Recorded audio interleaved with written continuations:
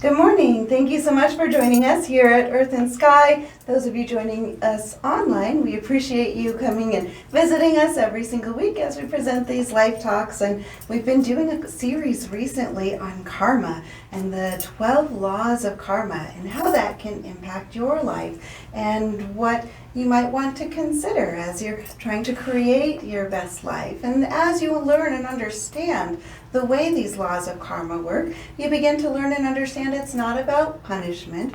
It's about understanding how what you focus on and what you draw into yourself begins to create the story. It shows you the cause and effect of your thoughts, your words, your deeds, your actions, all of that. And so this week we're talking about the 7th law of karma, which is the law of directions and motives. Sometimes it's referred to as the law of focus. And this one really was resonating a bit with me over the last couple weeks as I encountered quite a bit of loss over just about a week and a half period. It was one of the harder times. We all go through these periods of sorrow, loss, grief, anger, frustration, different emotions that come up. Within simply a week and a half, I had to bury 3 kittens. There was an incident that was quite sad with a baby bird, an injured raccoon, and a very young puppy. And then our 2 cars died as well, within at the very same time basically as each other. And there were other things as well, but you kind of get the picture just from that. It has been a very rough and challenging time, but it's also got me thinking about this with the 7th law of karma and really kind of relating that in on a more personal level as we go through periods of challenges, sorrow, grief, and loss. It can be very easy sometimes to just get sucked into those emotions and to feel like those emotions will linger over long periods of time. We can also get sucked into some of the darker, possibly, or the more negative side of emotions where we focus on judgment or anger or frustration.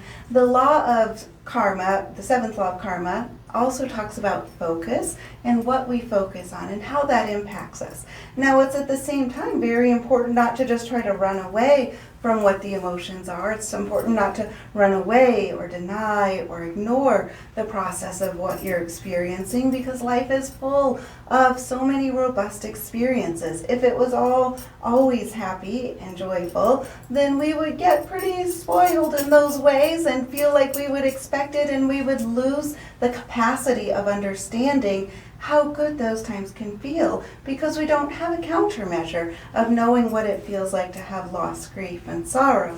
And at the same time, it's really important to pay attention to those emotions, recognize the process that you're going through, and learn from it as well. So you're not just going through the ebb and flow, but understanding. I know that with the situation with the kittens that I experienced, there was at first a bit of judgment that came up because I was very frustrated with people that don't spay and neuter their animals, or people that aren't engaged in being able to see the life that is out there and the responsibilities that we all share with the community of animals and people in our life.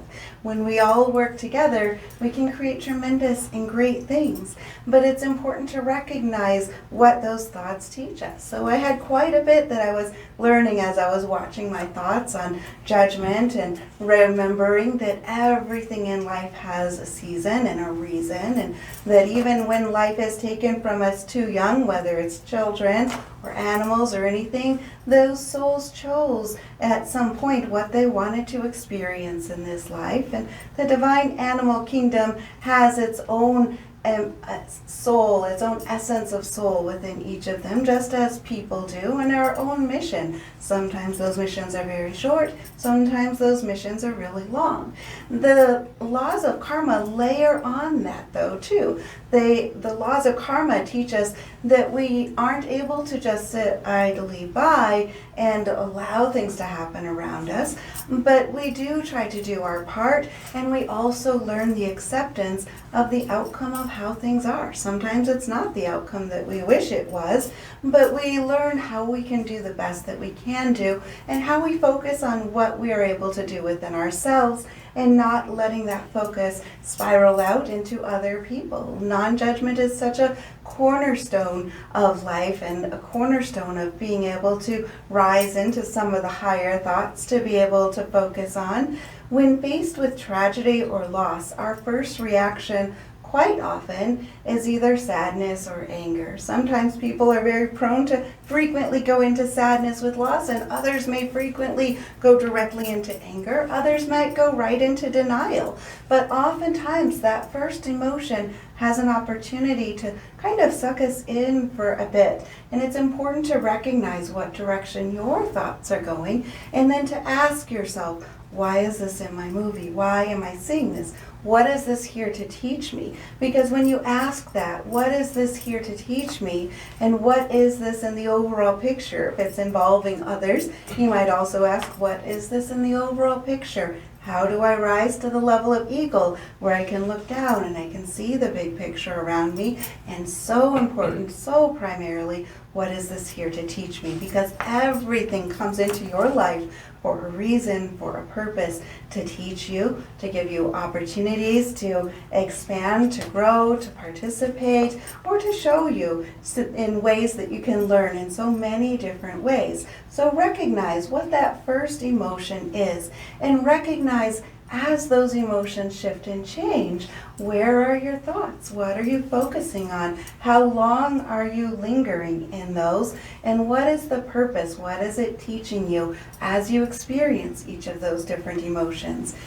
As we grieve, our mind also very naturally tends to seek out the positive, because we also are always in our human form, we're on a quest of wanting to see the light, wanting to see the positive. Sometimes that comes in easily, sometimes it's a bit harder to be able to seek the positive, to find it, to bring it in, but it does become our choice at this critical point in all of our emotions, whether it's relationships or whether it's grief or whether it's about your job or whatever it is. We reach these critical points where it's up to us, it's our choice if we choose to stay in grief, sorrow, anger, judgment, loss, whatever the emotion is, or if we learn to move past the pain. We acknowledge, we embrace the pain, we recognize it, we ask what is it here to teach us, and then we begin to move past it as we bring those lessons in so we can continue our life moving forward with the expanded knowledge of what that came to teach us. We can even move on to the next step, which is to find the path of gratitude for the experience. Even if the entire experience is painful, we can be grateful for the lesson, even if it's for the fact that that lesson is over and that we're ready to move on to the next step. This seventh law is also called the law of focus. Your mind cannot be in two places at the same time. One of the greatest gifts that we can ever give someone is our focus, the present moment, really truly being present when we're around others. This breaks down to a couple of things. One, if you are healing from an experience that is deeply painful and maybe you're trying to work through that and you're learning not to run from it. But one of the things they found that is if you start coloring, the mind cannot be in two different places at the same time. They found it to be very therapeutic because as you're focusing on coloring, you're no longer thinking in that moment of whatever those painful experiences are. And it begins to allow the healing process to come into the brain so that you can start moving into those next experiences. Some people find art to be very healing, or if you're not as much of an artist, you may find it easier to get a simple coloring book and just allow your mind to clear as you learn how to bring focus into your mind. And again, one of the greatest gifts we can ever give someone is the gift of being present for them. I remember learning that when I went through massage school, and I was talking to the director of the school and listening to her talk about how she would really focus on being truly present when she was with people, because so often when we're around people, we find that we can see in their heads when they're thinking about what to say, or they're thinking about what else is going on in their own lives, and they're not even really hearing you that much, or they're only partly listening to you. And when you are in the presence of someone who truly has that focus and is there with you and is fully present, it is such a great gift, and that is one of the greatest gifts we can give ourselves as well.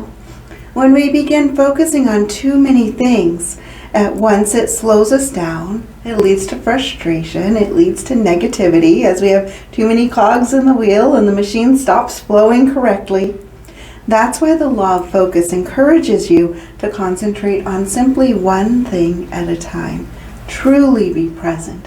Sometimes that one thing you focus on might need to just be your breath. As you focus on that, and then you return your awareness to whatever the activity is that you want to have going on. If you focus on things like higher values, aspects of love, aspects of generosity, aspects of peace, then you're less likely to be distracted by some of the heavier feelings that we do encounter in this life. Resentment, greed, anger, things like that tend to lessen their grip and begin to melt away. And as you begin focusing on those higher concepts, you begin drawing more of that to you, which is another aspect of this law of karma. What you focus on, you attract to yourself, and you can change that focus. You can decide what it is that you want to focus on. I love that Tejal Patel is a meditation coach, and he says that meditation, he's an expert in meditation and mindfulness, and he looks at karma as a cycle of cause and effect that's about action. It's not about the result. And when you really start paying attention to all of these that we've talked about so far, and all of them that are coming up as we're in about the halfway point right now, and you stop thinking of it as a result. When you do this, this happens, and that happens to you, and that happens to you, and you should be building these things. Instead, pull your mindset out of that and recognize that it's about action. You have the impact and the effect to impact the karma that happens to you on every level, just about every level. It's what you do, it's what you create in the world, it's your thoughts, your deeds, your actions, your motivations, your focus, all of this that begins creating this effect that is about action. It's not just about the result. When you have your motives there, when you have your focus there, the karma that you're creating will truly be a result and a reflection of the consciousness that you're aware of within yourself, instead of that subconscious layer that you're trying to learn about within yourself. So I hope that gives you some food for thought. Next week we'll be moving on into the law of karma number 8. Have a great week, everyone.